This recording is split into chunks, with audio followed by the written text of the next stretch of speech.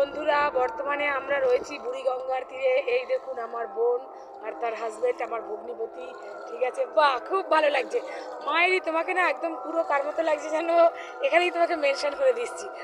ওখানে বলো নাম জানো কি, ওই নাইফটা বল। রিয়াজের মতো লাগছে সত্যি। হ্যাঁ, শুধু একটু চুলগুলো উঠে গেছে এখন, তাই। আগে রিয়াজ ছিল, রিয়াজেরও এই অবস্থা হচ্ছে এখন। রিয়াজ যদি এখন আমরা দেখি তাহলে এর মতোই রাখবে, অসুবিধা নেই। আর ওই আমাদের মাঝি ভাই টানছে, দেখুন ভালো করে। এবার আমি,